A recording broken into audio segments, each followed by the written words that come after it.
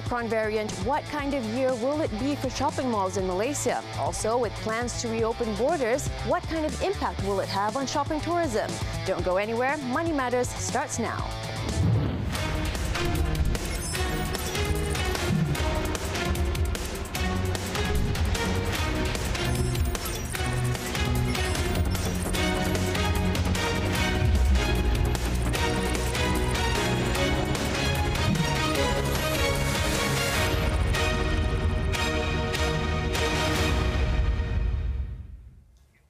Hello there, welcome to Money Matters. I'm Azaria Tagaya, your host for this week's episode. And today we're talking about shopping malls in Malaysia, retailers, and also malls and how they're doing in the year 2022.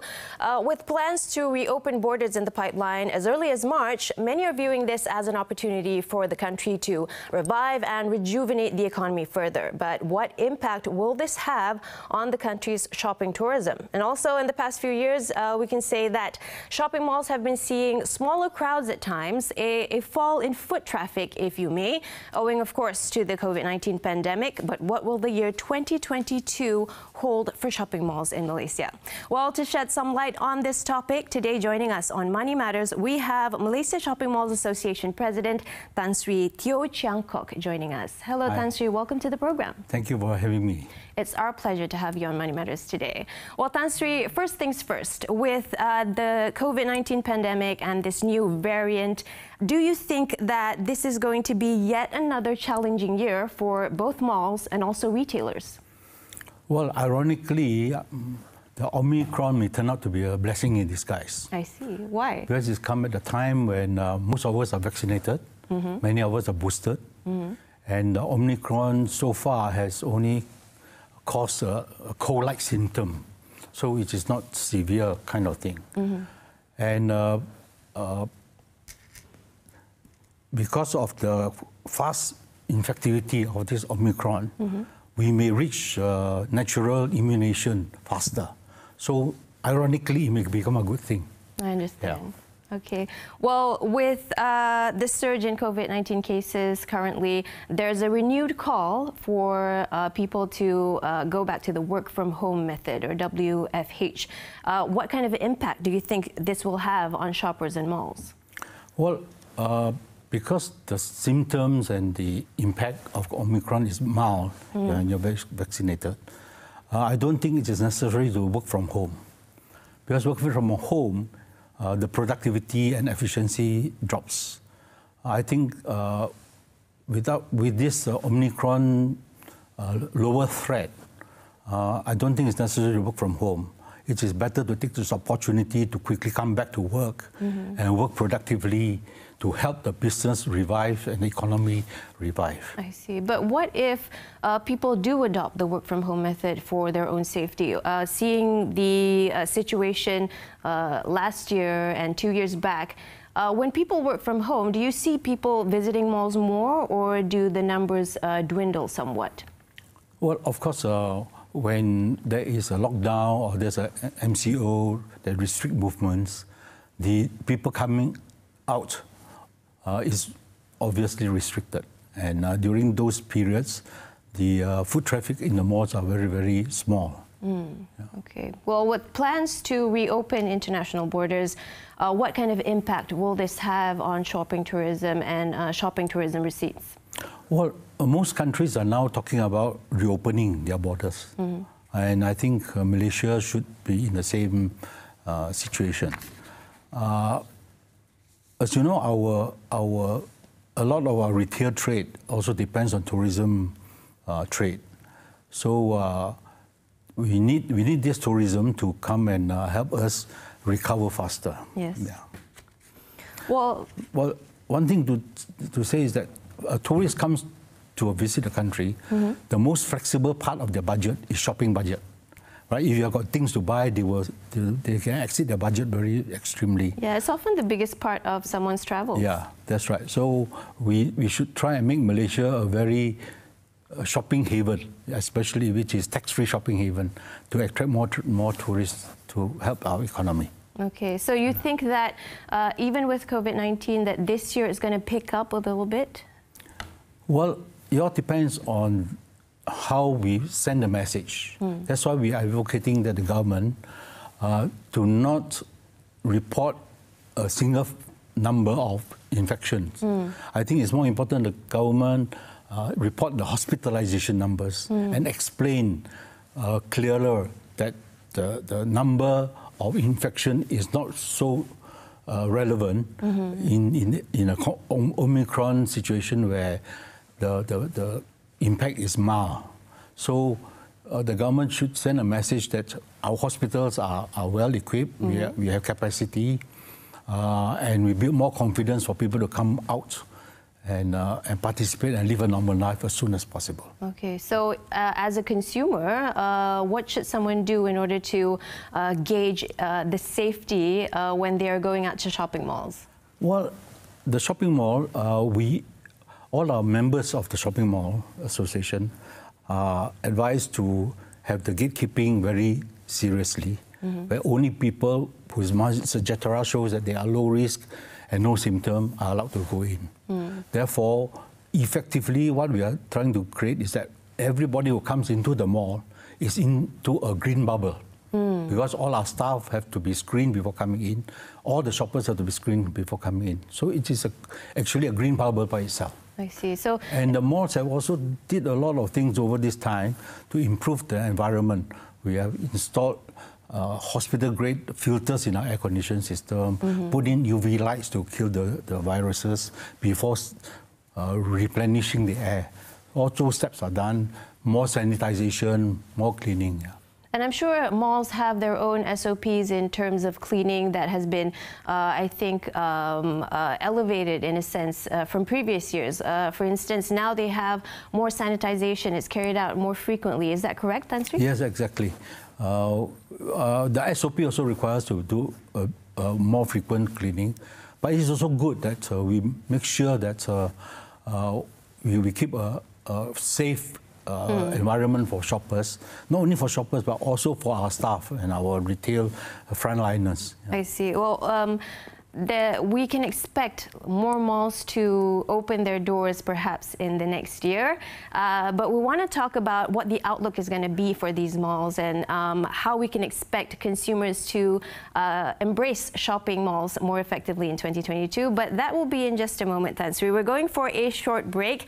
After this, we're going to be talking about easing the burden of shopping malls in the country. When we come back on Money Matters, don't go anywhere.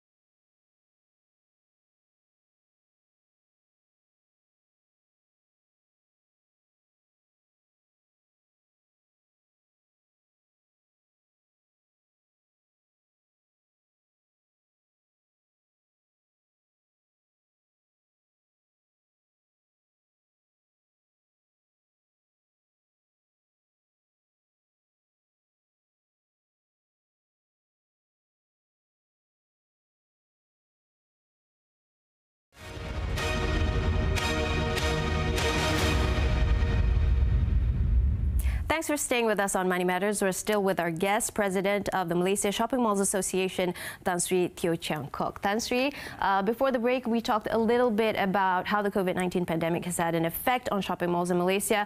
But do you foresee that 2022, more shopping malls are going to be opening their doors, with a lot of them delayed previously due to the pandemic? What do you think? Well, on the horizon, we only know that there are a few more handful of malls slated to open this year. Building a mall takes a long time, from research to planning to construction and approval. So on the horizon, as we know, only a handful will be ready to open this year. How many do you think? What we know so far is about 3. I see. 3 more to open, yeah. Well, I actually went to one of the new malls in Malaysia that just opened last month. All right. I went yesterday, and the reception has been okay. As a consumer looking at people going to shopping malls, the reception has been okay. I think people are more able to gauge now that they are safe in the shopping mall environment, because shopping malls are taking care of the consumers as well. Well, let's talk a little bit about government's assistance to shopping malls so far in terms of discount to electricity bills, wage subsidies, moratorium and tax reliefs. How do you think these have been able to help shopping malls in Malaysia ease their burden so far? Well, during the lockdown, during the MCO period, a lot of shops were not allowed to open. And even with the reopening after that, sales takes time to build up. And all the assistance that the government have granted has been most useful, because in that kind of period, saving cash flow is the most important ingredient, or the only ingredient to save your business. And all the assistance the government has given us really helps every bit. Indeed, indeed. Let's talk a little bit about shoppers' trends. Before this, we were able to go to the shopping malls and, like test out lipstick, go and try something before you buy it. But now I think those trends have changed a little bit somewhat. How have those trends changed, and what impact has it had on shoppers? Well, I think the lockdown has forced people to seek more information on products and services on the internet, and also experience e-commerce. So a lot of malls and retailers have responded by also introducing the e-commerce platform for their customers. Yes. So the businesses are responding to the market demand. But over the last few months, we have seen the crowd coming back enthusiastically. And there is no substitute for going to the mall to touch and feel the goods you try, the goods you want. Yes, it's more tangible. Yeah, and also I think we are social beings, right? It is always important that we go out with friends, we enjoy laughter and company, and especially for family bonding. So I think going to the mall or coming out as outings will be there. The e-commerce will probably settle down to become a place for convenient shopping, buying the mundane things, the run-of-the-mill things, where you do not need to really try it or fit it or feel it. Indeed, indeed. Well, talking about e-commerce, a lot of shopping malls have had to embrace this new trend, going digital these days. But what are among some of the challenges that may be faced by these malls in embracing e-commerce? For example, perhaps they have to update their in-store information and their website day to day or minute by minute. What some of other challenges do you see malls are faced with these days? Well, most malls and even retailers, a lot of them are already digitizing. They are automated, they are computerized. So to track and accommodate e-commerce is just another application onto their system. So far, we have seen the retailers adopting e-commerce means they have actually found a way to just add on to their computerized programs to enable e-commerce to be conducted. I see. So a lot of shopping malls are embracing e-commerce, actually. Well, you can't run away from the fact that there will be some e-commerce trades to be done, and it is wise for retailers and malls to cater for that portion of trade. What about consumers and the impact of this digitization on consumers? Do you think consumers are also being equally receptive to this new way of shopping? Well, the pandemic has accelerated the adoption, but looking at Europe and looking at China, even the e-commerce, those who started as e-commerce first, are going back into investing in bricks and mortar. So it just shows that the bricks and mortar, the going out to shop physically, is still a very important factor to complement e-commerce. Indeed, indeed. Well, as you said, consumers have been sort of forced to embrace this new way of shopping, this new trend. What if the pandemic never happened? Do you think that this would apply to shopping malls these days? Because once you go digital and embrace e-commerce, you can see that you can actually grow your business better in this way. But perhaps they wouldn't have discovered this if the pandemic never happened. What do you think? Well, even before the pandemic, e-commerce was growing. And the pandemic accelerated the adoption. So it's a longer term, I think it's a good thing that we seek a balance between e-commerce and brick and mortar shopping. I see. Okay, well, Tan Sri, after this breather, we're going to be talking about how the shopping mall sector's contribution to the national economy. But we're going to go for another short breather. Don't go anywhere. Money Matters will be back after this.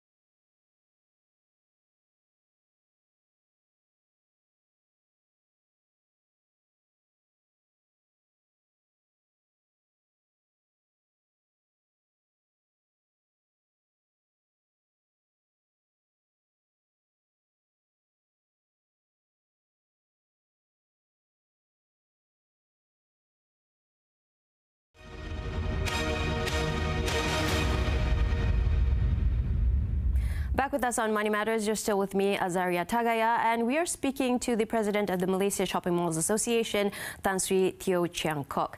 Tan Sri, you mentioned earlier that a few more shopping malls will be expected to open their doors in 2022, but how can Malaysia actually attract more foreign retailers? Well, actually, our Malaysian market is quite small, relatively, because our population is small.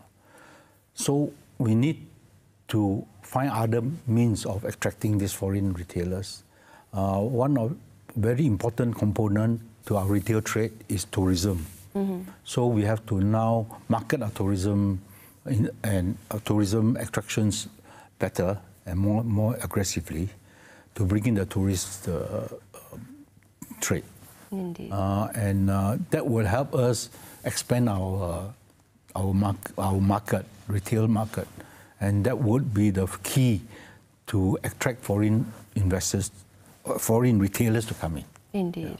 Well, Tan Sri, the shopping mall industry commands an estimated real estate value of about 145 billion ringgit as of December 2020, and the retail industry contributed 34.6% of Malaysia's GDP. Is there much difference for the figures for 2021, and how many malls have had to shut down due to the pandemic so far? Well, the figures for 2021 has not been announced yet. We feel that there will be some drop because, obviously, because of MCO. But fortunately, so far, only a couple of malls have closed to redevelop the land and also to repurpose the mall. So it's not that impactful yet. Yeah, I think I don't foresee any more malls really closing, but there will be opportunities for malls to repurpose or to redevelop. Perhaps rebranding and stuff like that. Add in a new component, maybe. Okay, well, investors appear to be looking at ESG-related ratings or environmental and social governance. So as we look at sustainable townships, how will this actually affect the growth of malls in the future, especially in improving the values and also at the same time reducing the costs? Well, I personally think ESG is just a buzzword, right? And I think the people who are immediately impacted will be probably those exporters, because the importing countries will probably impose stricter compliance or faster compliance. But the three components of ESG, environment, governance, and social, are good components. And I think we should embrace it. Actually, even before this pandemic, or before the announcement of ESG, a lot of this requirement for green buildings, CSR, are demanded by MNCs when they choose to locate to which building they want to locate or to open in buildings. They want to make sure that their headquarters require them to take into account all those factors. So it's a push factor. So our consumers and tenants, potentially, will push us towards adopting faster ESG. And I feel complying with ESG may be a cost, but I think it can be counterbalanced with savings. When you have good governance, you do not have so much wastages, and you're more efficient. So I think it can counterbalance and come out ahead. Okay, well, I understand, Tan Sri, there are about 500,000 workers in the retail industry. Given the significant contributions made by the retail industry so far, how did malls and retailers actually manage to control the vaccination process of these retail workers, of these frontliners? Well, actually, I'm very proud of our mall members. When the idea of having a temporary vaccination centers in the mall, most of the mall operators spontaneously agreed to sponsor and pay for the operation of the vaccination centers. I think it's a good thing because our frontliners, our retailer frontliners, our customer service people are very vulnerable. More than anybody else, because they serve different groups of shoppers all the time. Yes.